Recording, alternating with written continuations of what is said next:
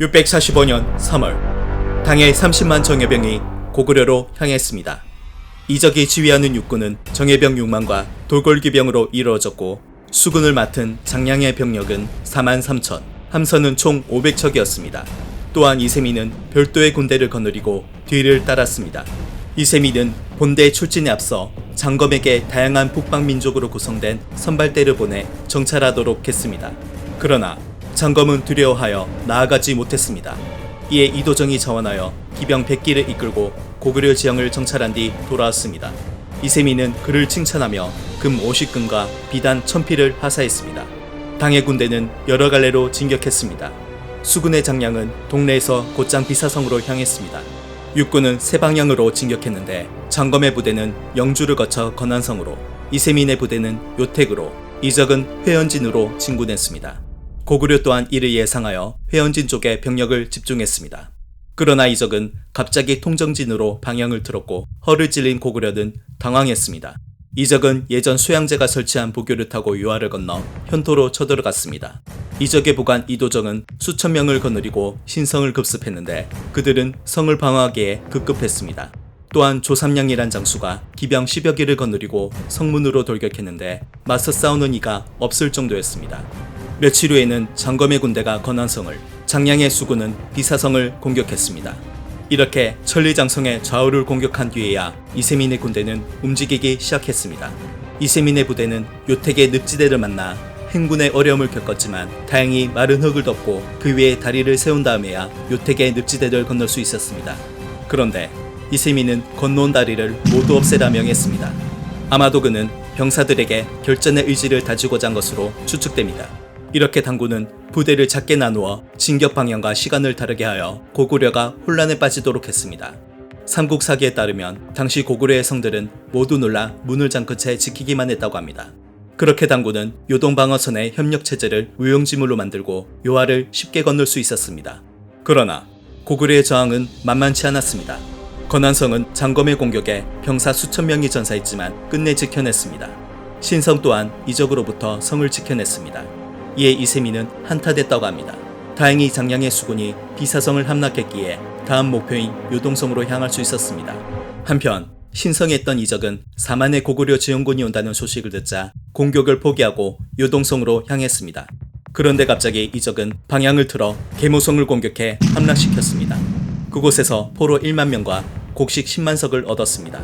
그 후 이적은 계모성을 버리고 다시 요동성을 향했는데 고구려 지원군 또한 요동성으로 방향을 틀었습니다. 그렇게 이세민, 이적, 고구려 지원군이 요동성으로 향했습니다. 가장 먼저 도착한 건 이적의 보관 이도적의 4,000기병. 그러나 4만의 고구려군과 맞서기엔 턱없이 부족했기에 이도정의 부장들은 보루를 쌓아 황제가 도착할 때까지 버티자고 했습니다. 그러나 이도정은 반대했습니다. 적은 수적으로 유리하니 우리를 깔볼 것이며 멀리서 왔기에 지쳐있다. 때문에 지금 공격하면 반드시 이길 수 있다. 또한 적을 물리친 상태에서 폐하를 맞이하는 것이 예의 아닌가? 그렇게 이도정은 고구려군과 정면으로 맞붙었습니다. 이때 마문거란 자가 앞서 부대를 이끄니 당군의 사기가 치솟았습니다.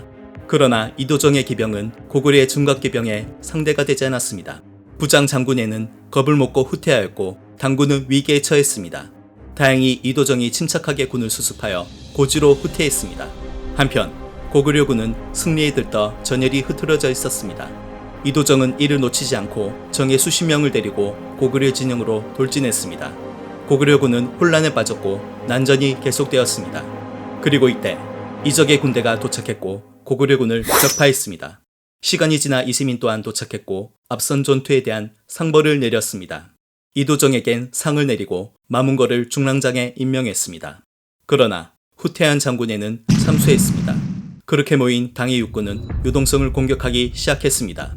공격의 첫 단계는 해자를 메우는 것이었습니다. 병졸들은 해자로 흑포대를 날랐는데 이세민 또한 자신의 말에 흑포대를 실어 옮겨주었습니다. 다음 단계는 포격. 요동성의 병사들은 당의 공성무기를 보고 놀랐습니다.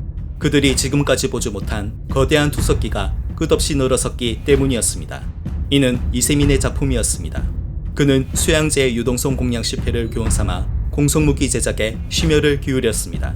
먼저 영주 서남 쪽에 작업장을 건설하여 전국 각지의 기술자를 불러 모았습니다. 그는 기술자들이 제안한 아이디어를 최대한 반영하였고 튼튼한 목재를 사용하도록 했습니다. 또한 직접 자를 들고 치수를 일일이 점검하여 공성무기의 완성도를 높였습니다. 그렇게 완성된 투석기는 약 200kg의 돌을 500m 이상 날릴 수 있었습니다. 또한 당차로 성벽 위의 누각과 방어시설을 파괴했습니다. 그러나 유동성의 저항 또한 만만치 않았습니다. 그들은 성벽이 부서지면 목책을 세우거나 그물을 덮어 침입을 막았습니다. 여기에 더해 성내의 동요를 막기 위해 다음과 같은 방법을 쓰기도 했습니다. 당시 요동성에는 추모왕의 사당이 있었는데 성내 사람들은 미녀를 여신처럼 꾸민 뒤 다음과 같은 예언을 전하게 했습니다. 추모왕께서 기뻐하시니 성은 안전할 것이다. 한편 전장에는 남풍이 불기 시작했습니다. 이에 이세미는 성누각에 불을 지르라 명했고 그렇게 유동성 서남쪽에 불이 타오르기 시작했습니다. 불은 남풍을 타고 번져 순식간에 성 내부까지 번졌습니다. 병사들이 불을 끄느라 방어에 소홀해지자 당군은 일제히 성벽을 오르기 시작했습니다. 고구려 병사들은 일렬로 서서 방패로 적을 내려찍고 돌을 던지면서 끝까지 저항했습니다. 그러나 결국 요동성은 12일 만에 함락되고 말았습니다. 화재로 사망한 사람이 만여 명, 포로는 5만 명, 또한 당군은 곡식 50만 석을 얻어 유리한 고지에 섰습니다. 기쁨에 가득 찬 이세미는 승리의 봉화를 올렸습니다. 그렇게 봉화는 이어져 하남성 중주까지 도달했습니다. 봉화는 전쟁이 계획대로 잘 진행되고 있으며 혹시나 모를 반란을 막기 위한 선전도구였던 것입니다. 이세미는 곧장 백암성으로 향했습니다. 백암성의 동남쪽은 태자가 흐르며 삼면이 절벽이고 출입구는 서남쪽에 하나뿐인 천혜의 요새였습니다. 당의 계필하력은 선봉부대를 이끌고 백암성으로 향하던 중 고구려군 1만과 맞닥뜨렸습니다. 이들은 다른 성에서 보낸 지원군으로 추측되는데요. 여기서 계필하력은 고구려 장수 고돌발과 맞대결을 펼쳤습니다. 그러던 중 그는 옆구리를 찔려 중상을 입었고 포위를 뚫고 나타난 다른 장수에게 구출되었습니다. 이를 듣고 놀란 이세미는 자신의 어의를 보내 계필하력을 치료하도록 했고 그는 곧장 회복하여 다시 전장에 나설 수 있었습니다. 그런데 또 다른 장수의 부상 소식이 전해졌습니다. 그는 돌궐의 가한이자 우위 장군인 이사마로 성 가까이서 군을 이끌다 화살에 맞은 것이었습니다. 이세미는 그의 상처에 입을 대고 피를 빨아내며 치료해 주었습니다. 백암성 전투는 6월까지 계속되었습니다. 유동성과 마찬가지로 공성무기를 앞세워 성을 공격했습니다. 백암성 병사들은 분전했으나 성주 손버름은 전의를 상실해 항복 의사를 전했습니다. 그러나 지원군이 백암성에 합류하면서 항복은 없던 일이 되고 말았습니다. 화가 난 이세미는 병사들에게 성이 함락되는 날 약탈을 허락한다 명했습니다. 손버름은 병사들 몰래 재차 항복 의사를 전했고 이에 이세미는 당의 깃발을 보내며 성 위에 꽂으라고 했습니다. 그는 순순히 깃발을 꽂았고 결국 성은 함락되었습니다. 그리고 앞서 계필하력에게 중상을 입혔던 고돌발이 포로로 끌려왔습니다. 이세미는 계필하력에게 그를 죽이라 명했습니다. 그러나 계필하력은 거절했습니다. 그 또한 주군을 위해 싸웠을 뿐입니다. 신은 이러한 용사를 차마 죽일 수 없사옵니다. 결국 이세미는 고돌발을 풀어주었습니다. 한편 이적이 불만에 가득 찬 얼굴로 나타났습니다. 앞서 이세민이 약속했던 약탈을 번복했기 때문이었습니다. 병사들이 싸우는 원동력은 재물이온데 폐하께서는 어찌 그들을 실망시킬 수 있습니까? 이세미는 몸을 굽혀 사과한 뒤 자신의 재물을 주어 그들을 달랬습니다. 훗날 남송의 사학자 호상성은 이를 비난했습니다.